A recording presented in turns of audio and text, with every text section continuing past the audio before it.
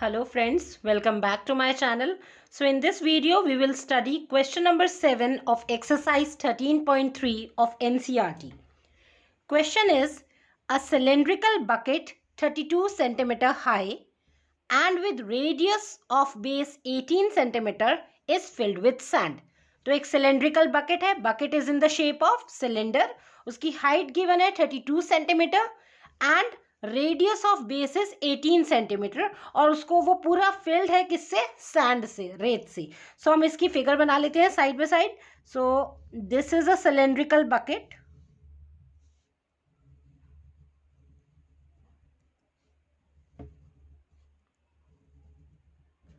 Right. So इसका क्या given है आपको, 32 सेंटीमीटर हाइट. दैट मीन्स ये जो हाइट है यहाँ की is complete. This height is how much, 32 centimeter. Suppose this is capital H, 32 centimeter. Right? And with radius of base is 18 centimeter. The radius of base, so this is radius. Radius of base is 18 centimeter. Suppose this is capital R, 18 centimeter.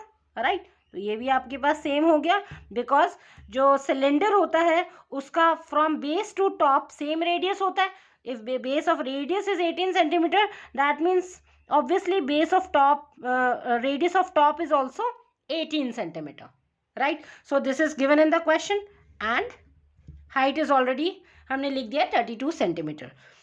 This bucket is emptied on the ground. अब इस bucket में जो sand है, रेत है, उसको ground में empty कर दिया, खाली कर दिया बकेट को.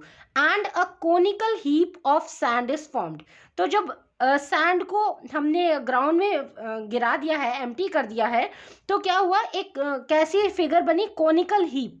हीप मतलब होता है चिल्ड्रन जैसे ढेर, ऐसे वो लग गया इस शेप का. राइट, इस शेप का कॉनिकल हीप बन गया. जब sand is a free falling object ना, मतलब जब आप इसे एक्सपेरिमेंट भी करके देख सकते हो.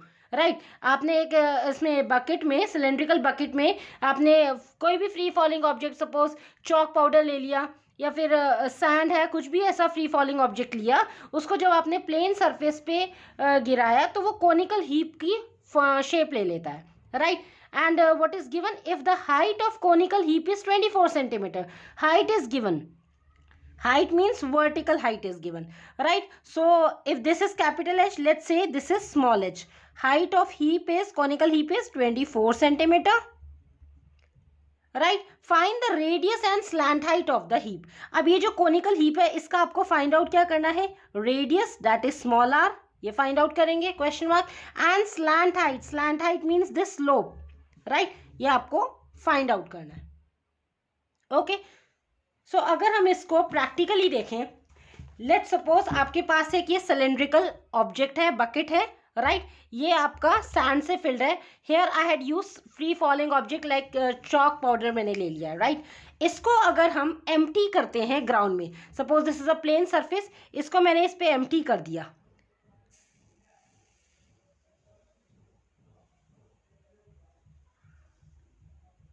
Like so. सो यहाँ पे कैसी शेप बनी आपकी, अगर आप इसको आराम देखेंगे ध्यान से, ये कैसी शेप बन रही है इसकी, कोनिकल हीप है, बिकॉज दिस इज टॉप और ये इसका स्लोप बन रहा है. राइट, और ऊपर से नीचे जाते हुए रेडियस एक्सपैंड हो रहा है. सो this is the shape of conical heap. तो ऐसा वो कोनिकल हीप बन रहा है. Right, so you can also try the same activity at your home and try to figure out, visualize the things by yourself. क्योंकि जब आप खुद से करके देखते हैं आपको खुद समझ में आता है कि यस, जैसे हमने यहाँ पे देखा सिलेंड्रिकल बकेट में फ्री फॉलिंग ऑब्जेक्ट सैंड लिया, उसको हमने गिरा के देखा तो कौन सी शेप बन रही है, कोनिकल हीप की. अब हमें फाइंड आउट क्या करना है इसमें, रेडियस एंड स्लैंट हाइट. अब रेडियस और स्लैंट हाइट कैसे फाइंड आउट हो, सी हिट चिल्ड्रन, यहाँ से जब हमने इस ऑब्जेक्ट सिलेंड्रिकल, इसमें से इसका शेप चेंज हो गया, cylindrical converted into cone, so everything gets change. इसका एरिया चेंज हो गया, शेप चेंज हो गया, radius gets change, height is also change. But what is common, दोनों में कॉमन क्या है, जितना आपका इसमें सैंड था वही सैंड आपने ग्राउंड में फॉल किया. Right, that means volume of sand in bucket is equals to volume of this conical heap. Because उतना ही सैंड ही तो आपने ग्राउंड में डाला है, मटीरियल इज सेम। सो आपको पता है कि जब भी एक शेप दूसरे शेप में कन्वर्ट होती है सो उसके सभी डायमेंशंस चेंज हो जाते हैं except volume, volume will remain same. तो हम यहाँ पे वॉल्यूम को ही इक्वल करके volume of cylindrical bucket equals to volume of conical heap, तो इसमें फॉर्मूलाज पुट करके and then we will find out our required values that is of radius and slant height. So first of all we'll see हमें क्या क्या given है। तो पहले हम बात करते हैं for cylindrical bucket, for cylindrical bucket, right. तो सिलेंड्रिकल बकेट में आपको क्या क्या गिवन है, radius is given, so radius is capital R that is 18 centimeter, height is also given, so height capital H is 32 centimeter। See children, इन दोनों में आपका हाइट एंड रेडियस है और यहाँ पे भी हाइट एंड रेडियस है, तो डिनोशंस को डिफरेंट रखेंगे बिकॉज आपका ऑब्जेक्ट चेंज हो चुका है, cylinder becomes now conical, so obviously उनका हाइट रेडियस एवरीथिंग सब बदल जाएगा, तो उनके डिनोशंस आप डिफरेंट रखेंगे, तो जब फॉर्मूला अप्लाई करेंगे कोई भी कंफ्यूजन नहीं रहेगा। Okay, so height is h। Now we can easily find the volume of cylinder, volume of cylinder, how, what is the formula of volume of cylinder, base area multiplied by height, and base is in the shape of circle, and you know that area of circle is pi r square, so you'll simply multiply it with height, so formula becomes pi r square h। And for formulas also children, I had started this chapter with 2 introduction videos, तो उसमें मैंने आपको कैसे formulas निकाले जाते हैं different 3D objects जो आपके इस चैप्टर में यूज हुआ है वो क्लियरली समझाया है, तो प्लीज़ उन वीडियोस को आप विजिट करें सो डैट आपको फॉर्मूला लर्न करने की नीड ना पड़े, you can easily understand what कैसे आपको वॉल्यूम फाइंड आउट करना है, राइट। सो ये तो हो गई बात सिलेंड्रिकल बकेट की। अब हम बात करते हैं conical heap, so write down for conical heap, for conical heap,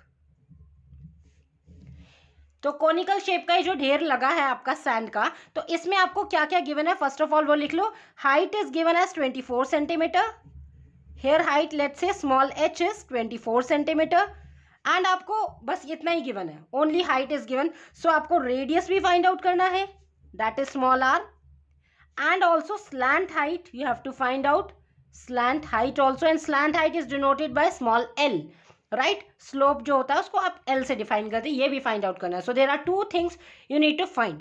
now अब दोनों में क्या बताया आपको, volume will remain same, so now volume of, so यहाँ पे आप लिख सकते हैं कि वॉल्यूम ऑफ कोनिकल हीप क्या होगा, कोनिकल हीप का volume 1/3 of volume of cylinder, this is the formula, so 1/3 pi r square h, so r and h आप स्मॉल लेंगे कोनिकल हीप का, so now both their volumes are equal, that means volume जितना, volume of sand and bucket, bucket में जितना sand था वो equal है volume of conical heap के, उतना ही सैंड आपने ग्राउंड में गिराया है, that means material is same, उनकी कैपेसिटी जितना है दोनों में सेम है। Now will put the value, sand and bucket volume कितना है पाई r square h, and conical heap का volume is 1/3 pi small r square into small h. Now firstly we will cancel this pi from both sides, no need to put the value as anyway ये दोनों cancel हो जाएंगे, right। now अब जो जो values आपके पास put करके देखो क्या आपके पास unknown रहता है, so capital R square, capital R is 18, so put value here, R square means 18 into 18, capital H means height of cylindrical bucket is 32 centimeter, so write down 32 equals to 1/3 into small r, small r you need to find, so keep it here as it is, into small h, small h is height of conical heap which is 24 centimeter, fine। अब हम देखते हैं यहाँ से अगर कुछ cancel हो जाए, सो यस 3 8 24, यहाँ पे आपने कैंसिल कर लिया।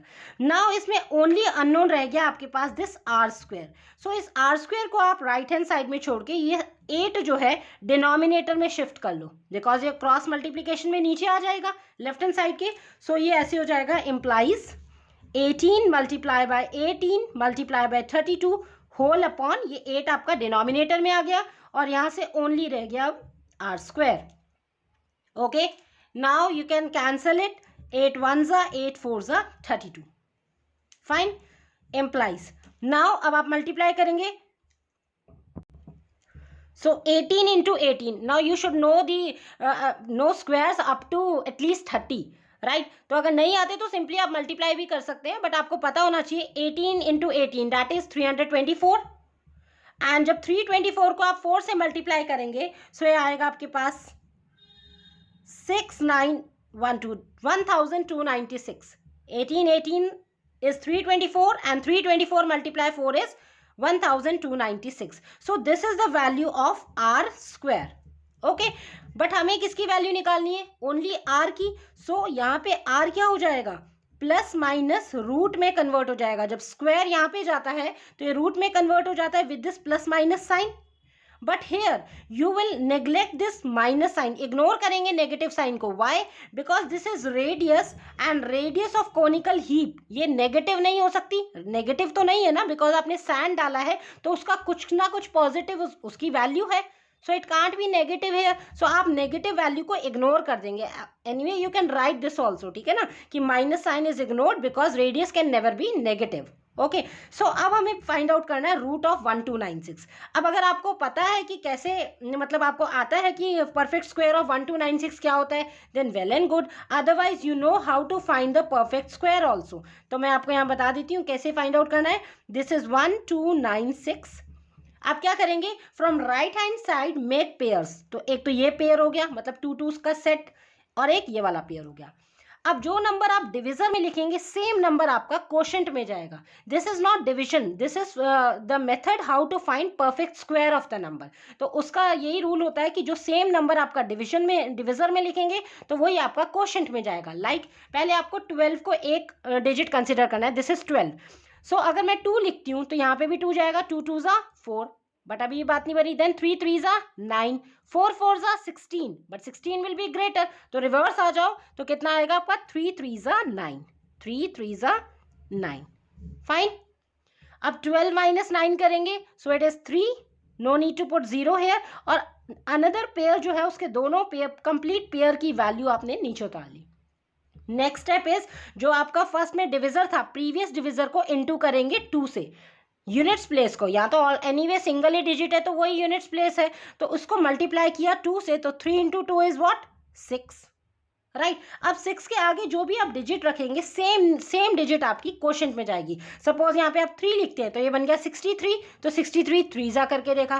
देन अगर आप 4 लिखते हैं तो 64 यहाँ भी 4 लिखना पड़ेगा. 64 4 जा, लाइक दैट. मतलब सेम डिजिट आपकी यूनिट्स प्लेस में जाएगी तो सेम डिजिट आपकी क्वोशंट में जाएगी. तो यहाँ आप ऑब्जर्व करेंगे चिल्ड्रन, अगर आप 66 करते हैं 66, देन यहाँ पे भी 6 जाएगा. And 66 6 is complete 396.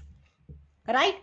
So that means this 36 is the perfect square of this number 1296. तो कितना आ गया आपके पास? Equals to 36 centimetre. That is ये आपके पास रेडियस की वैल्यू आ गई चिल्ड्रन 36 सेंटीमीटर. फाइन. अब यहाँ पे एक पार्ट आपका कंप्लीट हो जाता है, रेडियस आपने फाइंड आउट कर लिया. नाउ नेक्स्ट आपको फाइंड आउट करना है slant height. Slant height that is L. अब आप यहाँ पे देख रहे हैं this is conical heap. Radius आपको पता चल गया, एच आपको slant height vertical height you know it is given 24 centimetre. So you can easily find out slant height. How? By using Pythagoras theorem in this right angle triangle as it is a right circular cone. ठीक है ना, right circular cone है ये आपका, 90 degree angle formation हो रहा है. So यहाँ पे हाइट इज गिवन, रेडियस आपने जस्ट नाउ फाइंड आउट किया 36 centimetre. So you can apply Pythagoras theorem in this triangle, okay, to find out slant height. So now here, alright, so now we will find slant height. Now slant height that is small l equals to. अब slant height क्या होगा? Using Pythagoras theorem in this triangle, तो hypotenuse square is equals to sum of square of remaining 2 sides. जो slanting line होती है उसका square किसके equal होता है? जो रिमेनिंग 2 साइड्स होते हैं उनके स्क्वायर के सम के इक्वल होता है. That means slant height L की वैल्यू कितनी आ गई? अगर आप ये करेंगे तो पाइथागोरस थ्योरम में this is L square equal to R square plus H square. Right, ये भी एल स्क्वायर होगा, but we have to find the value of L only. हमें एल निकालना है तो ये रूट में कन्वर्ट हो जाएगा, ये बन जाएगा R square plus H square. Right. So now you will put the values. L equals to R square. What is R? हमने आर क्या फाइंड आउट किया यहाँ पे, R is 36 centimetre, here R is how much 36 centimetre, तो यहाँ पे आपने put कर दिया 36 whole square plus H square, H is already given here, H आपको गिवन है कितना 24 centimetre, so here 24 whole square. Now just solve it, L equals to root 36 into 36, अभी हमने किया था प्रीवियस, हमने ये क्या किया है 136 is the perfect square of 1296, so that means 36 into 36 is how much 1296, तो हम यहीं से लिख लेंगे 36 का square is what 1296 plus 24 square means 24 into 24 that is 576. Okay, now simply add them 1296 plus 576, so ये हो गया आपके पास 1872, right 1872, but this is in root, तो हम इसको ट्राई करते हैं कि क्या इसका स्क्वायर फाइंड आउट करते हैं, इसको सिंप्लीफाई करना है. और so since this is square root, तो आप फाइंड आउट करने के लिए you can also find square root by prime factorisation method, जो आप एलसीएम मेथड प्राइम फैक्टराइजेशन करते थे. सी हेयर देखो, दिस इज 1872, आप इसको सबसे पहले start with lowest prime number, तो अगर हम 2 से करते हैं तो कितना आ जाएगा 2 9 ज़ा 18, 2 3 ज़ा 6 एंड 2 6 ज़ा 12, देन विद 2 अगेन 2 4 ज़ा 8, 2 6 ज़ा 12 एंड 2 8 ज़ा 16, again with 2, because you know the divisibility rules that अगर यूनिट्स प्लेस पे आपका 0 2 4 6 और 8 इनमें से कोई भी डिजिट आती है, सो आपका वो कंप्लीट नंबर 2 से डिवाइड होता है, राइट. सो यहाँ पे भी 8 आ रहा है which is an even number, 0 2 4 6 8 में से आ रहा है, सो ये भी डिवाइड हो जाएगा 2 से, 2 2 ज़ा 4, 2 3 ज़ा एंड 2 4 ज़ा 8. Again you can divide it with 2, 2 1 ज़ा 2, 2 1 ज़ा 2 एंड 2 7 ज़ा 14. Now here units place is 7, so that means अब ये odd number हो गया units place पे, 2 से divide नहीं होगा. So now we'll check the other number, अब हम check करते हैं another prime number that is 3. So 3 का divisibility rule क्या होता है, as you had already studied in your 8th standard, sum of digits, अगर हम sum करें 1 plus 1 plus 7 that is 9, 1 plus 1 2, 2 plus 7 9, so 9 comes in table of 3, that means ये complete number भी 3 से divisible हो जाएगा.